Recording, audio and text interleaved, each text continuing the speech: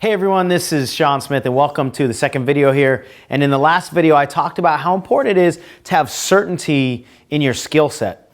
And as a coach, as a trainer, seminar leader, it's crucial that you really have that confidence that you can walk people through some sort of framework, some sort of path. So today what I want to share with you is a coaching framework that I've developed, over the last 7 or 8 years as I've been coaching, that I think will really help you have that framework in mind and conceptually be able to take people through the certain steps. Whether we're talking about a single phone call or a long coaching program, you can use this framework. And the framework is called I.G.N.I.T.E, because that's really what we want to do, is we want to help our clients ignite into a better reality, ignite their goals and so forth. So with the I.G.N.I.T.E framework, it's an acronym, and each letter obviously stands for something. I stands for identify, and what I'm going to do is just run through each of these words and then, or phrases, and then go deeper into each one of them on the next pages. So G is to get leverage and permission. N is for new outcomes. I is for the inner work. This is my favorite. This is where the juice happens. T is for test and connect. And then E is to empower them to succeed. It's a lot harder to write at the bottom than it is up at the top. So let's jump right into this framework.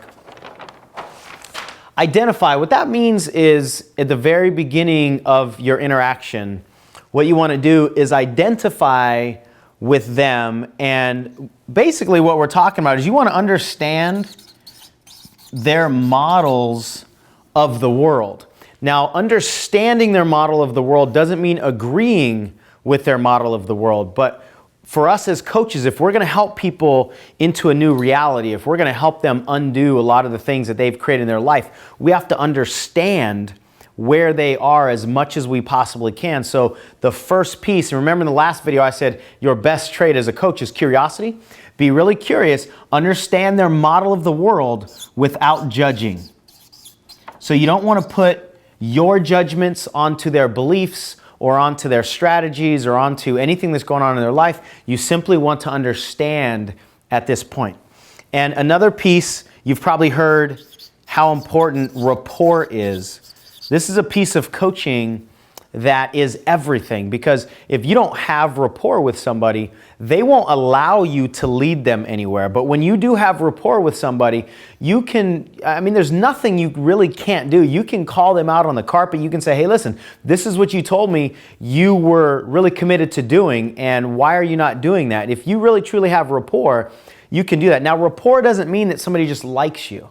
What rapport is, it's a deep connection between two people that allows trust and responsiveness. So people will respond to you when you have rapport with them. But if you're out of rapport, they won't trust you and they won't respond to you. Now, if somebody's not responding to you as a coach, then, you're basically useless, right? So rapport is huge. And rapport is something that can go in and out in a moment's notice. So this is something that you've got to constantly be aware of. Are you still in rapport with people?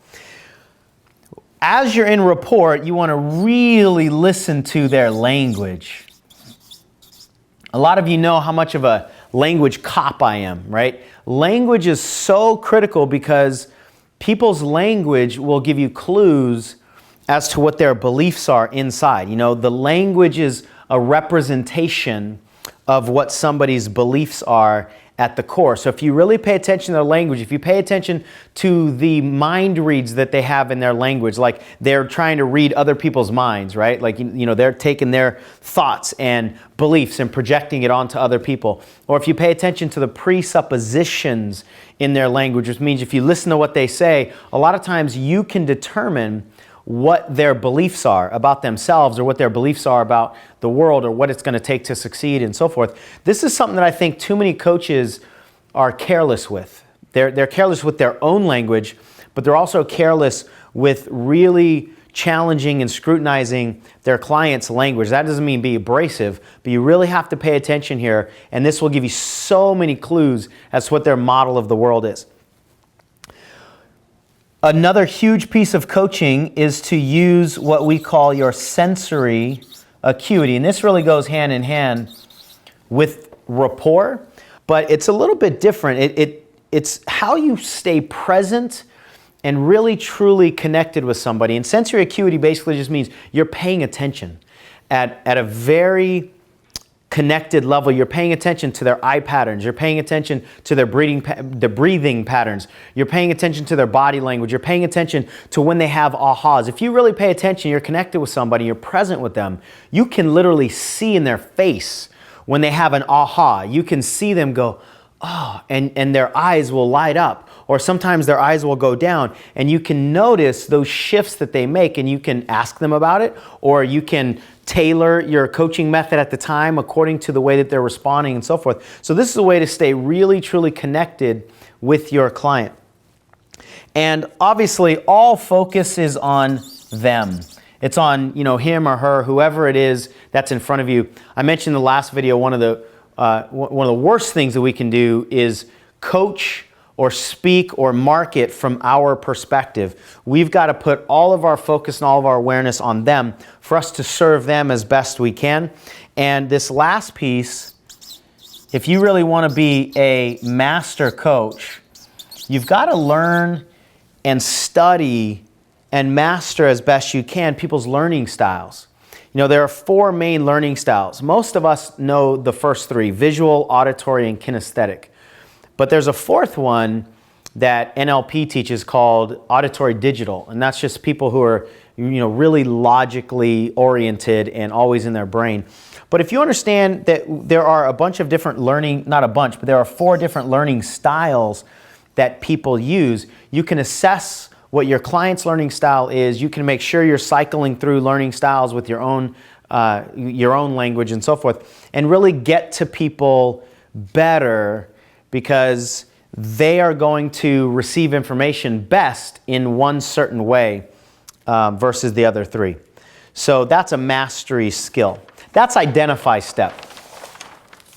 The second step, and it's not necessarily a sequential step, but the second piece in the I.G.N.I.T.E framework is to get leverage and permission. Now, this is generally a short step, but it's absolutely critical, and so many coaches skip over this.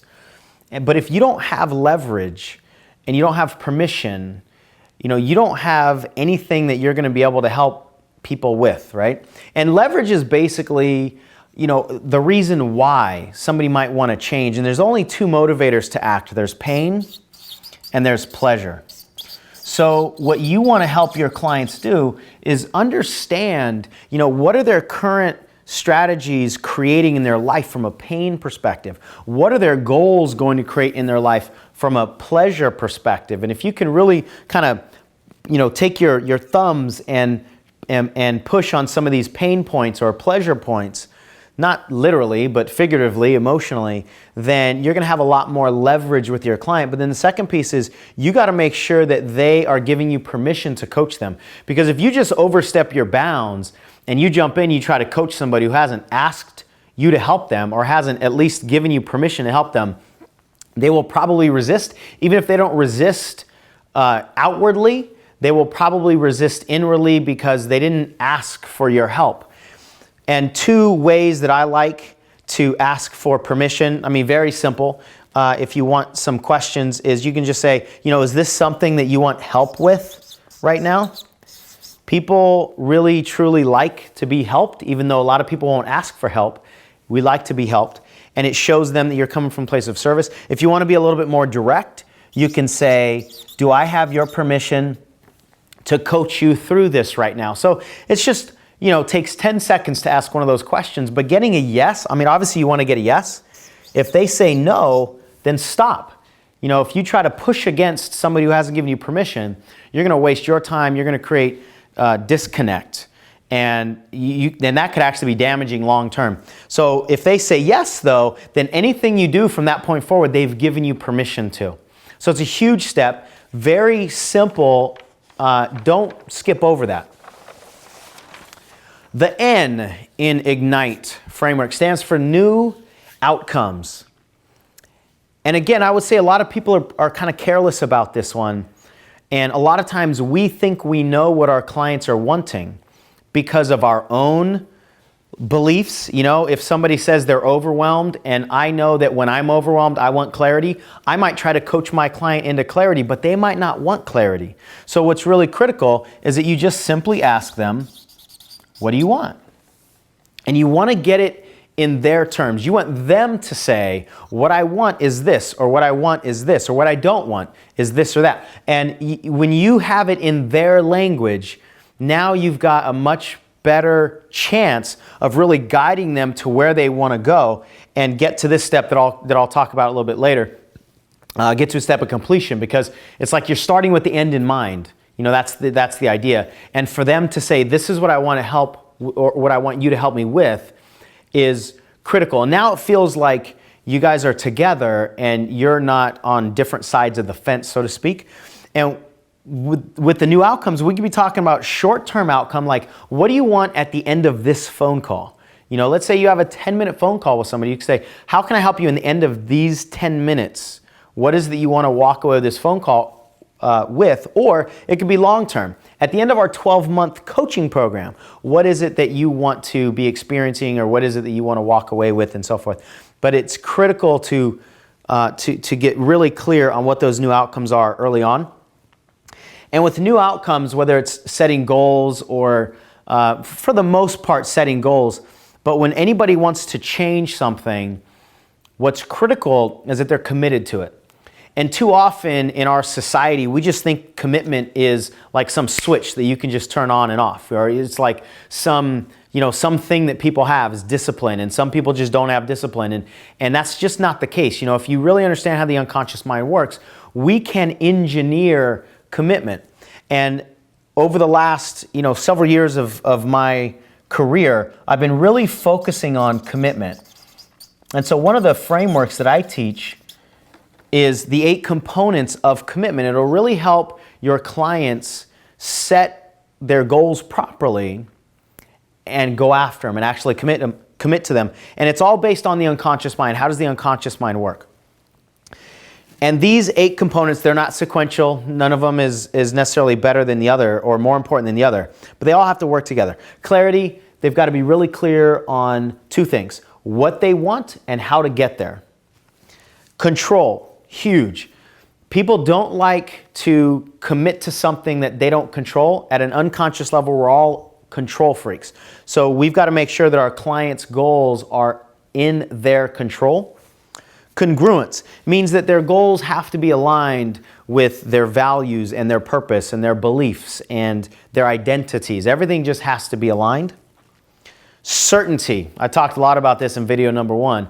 They've got to be certain in themselves. They've got to be certain in the path. They've got to be certain in their own skills that they can do whatever it is that they're saying that they want to do. This is such a key point. This other one, challenge, the 5th one.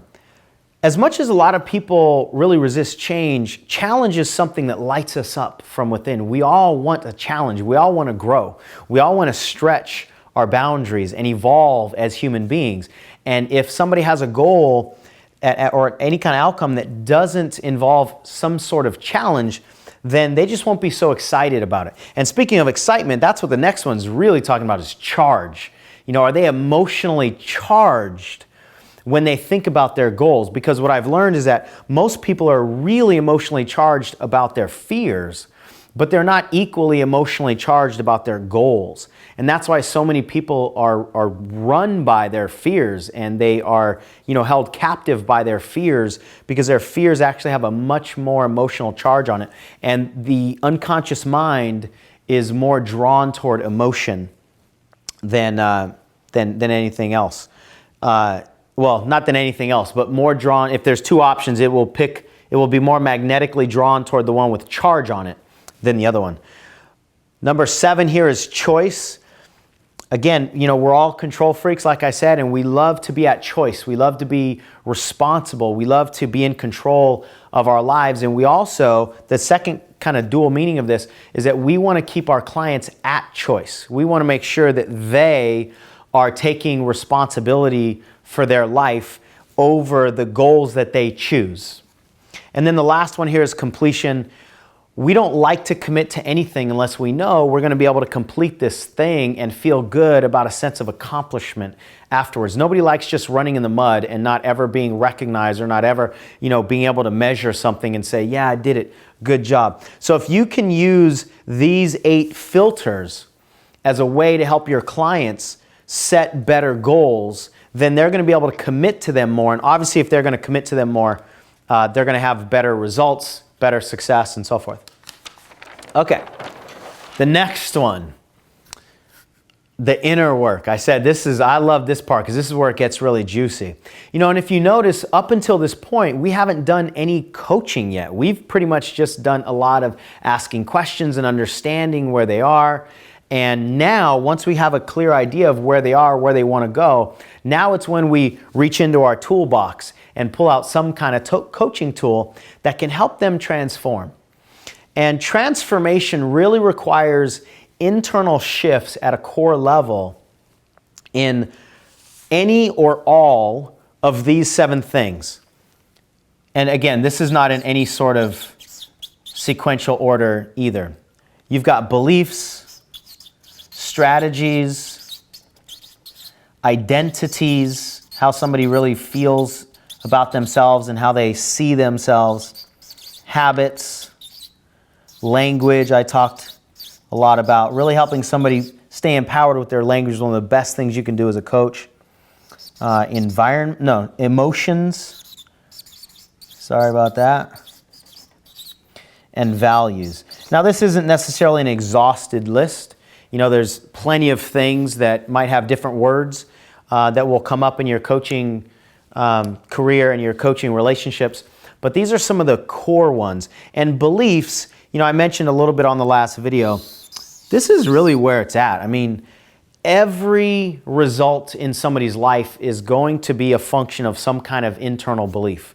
So if you really want to be a change agent for people, you've got to be able to help them shift their beliefs. If all you can do is help people shift their goals or shift their logical awareness, if you can just help them shift their conscious mind, but you cannot help them shift at an unconscious level, then you're just, you're handicapped. The results that you can help them with are kind of handicapped. But when you can help them move at an unconscious level, there really truly isn't any limitation on where they can go. And we can absolutely do this if you understand beliefs, if you understand how they are created, if you understand how to shift them. And I think a lot of times people give kind of lip service to beliefs. Like, we know that we're not supposed to have these limiting beliefs. We know we're supposed to believe in ourselves. But too often, coaches really can't make those internal shifts for people. And I want you to be able to do that because that takes your skills to a whole new level. And I'm not going to get into each one of these individually. I mean, literally on this video, I'm trying to condense a 5-hour or a 5-day, like 50-hour course into about 20, 25 minutes or so. So I'm not going to go deeper into all of these, but just know that there's a lot of strategies, a lot of coaching exercises that can help people shift each and every one of these. And for me, this is the best study out there. For me, neuro-linguistic programming, or NLP, is the most comprehensive and complete study of human behavior out there that I've seen. And I've gone to so many conferences and studied so many things. But NLP is the best thing that I've seen. I've got certified in NLP. It's totally changed my life. It's the platform that is, at the core of pretty much all of my coaching and teaching. And the reason that I think it's the most complete out there is because it can help people deal with like the really deep emotional wounds and pain that they have in their life, or stuck, repressed stuff. And it can help people on this end deal with more of the surface level, let's set goals and how do I create states of mind that will help me go after what I want, and then anything in between. So it's the absolute most complete study of human behavior and the human mind that's out there. So I would definitely suggest studying NLP. And I mentioned last video, I'm going to start certifying people in this whole process, as well as NLP certification. So I'll tell you more about that later. The T in IGNITE stands for test and connect. Now again, this is a short piece of the framework here. When you're in the moment with somebody, meaning when you're just done with their coaching call, what you can do is something called future pace. So let's say somebody comes to you and they say, I want to get rid of my fear of making phone calls, and you do some of the inner work with them, and then you say, okay, I want you to imagine making a phone call. Do those fears come up? And obviously you want them to say no. But that's not a real test because you're still on the phone with them. That's why it's just a future pace. Long term, we're going to constantly assess.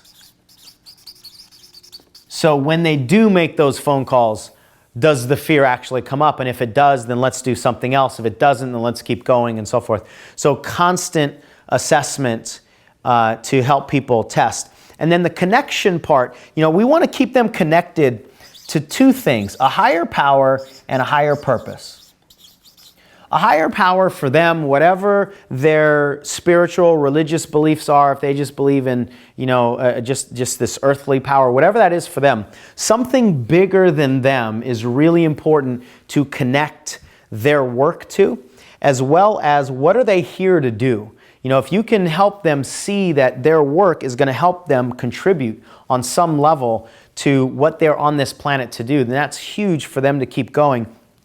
And as you help your clients develop new patterns, this is one of the most critical pieces that I've noticed.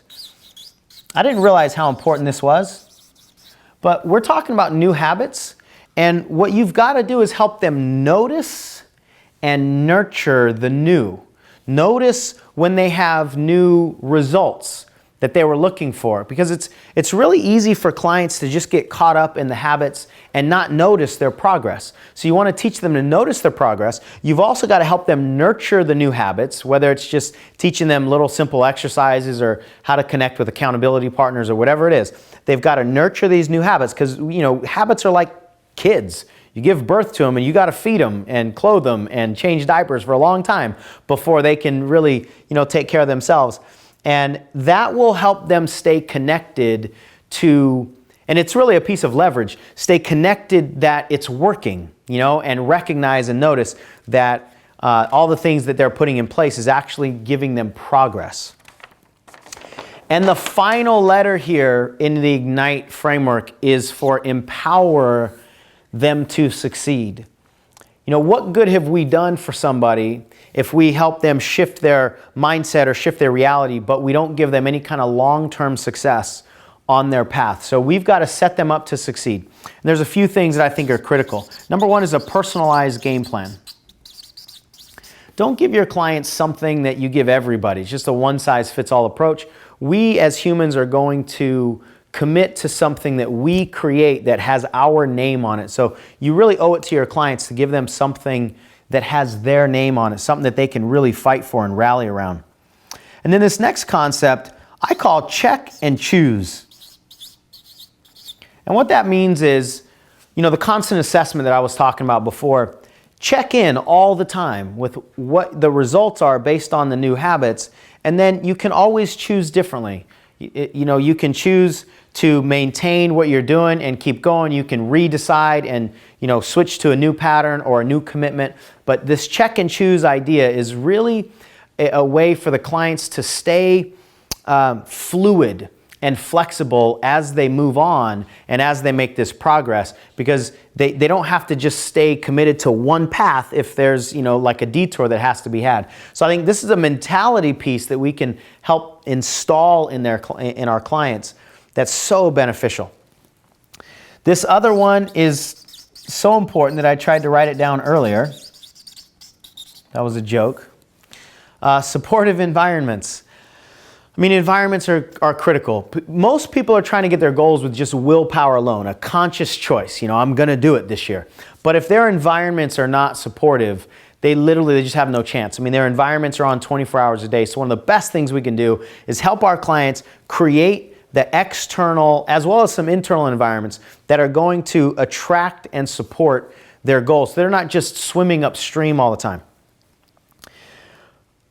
Another really key piece as a coach is to begin and end on some sort of high note. I like to start my coaching calls with just a new and good, right? So what's new and good since the last time we talked? It kind of starts with a high piece, and then you always want to leave them on a high note. You don't obviously ever want to leave any kind of client, in any kind of down or depressed note. And at the end of your coaching session, you want to check for completion. Ask them if they feel complete. If there's any sense of incompletion, you've got to give them a way to find that completion. And maybe that's as simple as, okay, well, what we've done so far is great progress. I want you to do these activities. And then on the next call, we're going to handle this, the next phase. We're going to talk about these other issues. That gives them a sense that, okay, I'm not just stuck in the mud here. I have made progress and there's more work to be done and we're going to get to it. So just give them some sort of completion so they don't, feel like they've been left hanging. And then this last one is to create accountability. Unfortunately, we as human beings, it's just very hard to hold ourselves accountable. And so with our clients, we want to give them some kind of opportunity to hold themselves accountable, whether it's with us or whether it's with other people. I personally love public accountability. I love Facebook accountability. Many of you might have seen some of my Facebook posts where I say, listen, I'm going to follow this diet for this week. And if I don't, then I'm going to pay $50 to the first 20 people who comment on this post. And all of a sudden, I got $1,000 on a public forum in Facebook with some accountability on it. And I've never had to write those checks because some kind of, public accountability that people can keep checking in on is so critical to help keep you focused, number one, on what your goals are, and to help keep you within those boundaries of your commitments. So, that's my I.G.N.I.T.E framework. And I know it's a lot of stuff. It's not something that you can just absorb right away and instantly, put it into your coaching, but it's really worth taking the time to put it into anything that you're doing. I mean, you can implement some of these things in your seminars, definitely in your one-on-one coaching, your group coaching, and it's just been a real big game changer for me. And like I said in the last video, it's so good to have a framework that you can follow from your own perspective so that you've got a little bit more certainty, you know where this is going to go. But it's also great to have some kind of framework to kind of open up to your client and say, this is where I'm taking you, this is where we're going. It calms them down and it lets them know to some extent that you're in charge. And not from an oppositional standpoint, but you really know what you're doing, and they will be more likely to follow you and to allow you to help them. So hopefully this has been beneficial to you. If you have any questions on it, any comments, please let me know. And I'd love to hear how this helps. So if you're able to implement some of these things, you choose to implement them and you have some better results with your clients, or maybe you take on some of these things for yourself and it really helps you, then please let me know. I'd love to hear the success stories. So I'll be coming to you real soon with our next video, and I'll be talking to you about this certification course that I'm going to walk some people through, and I can't wait. It's going to be awesome. Take care, everyone. I'll talk to you real soon. Here we go. Oh. I.G.N.I.T.E. Hey, everyone. This is Sean Smith, and welcome to the second video.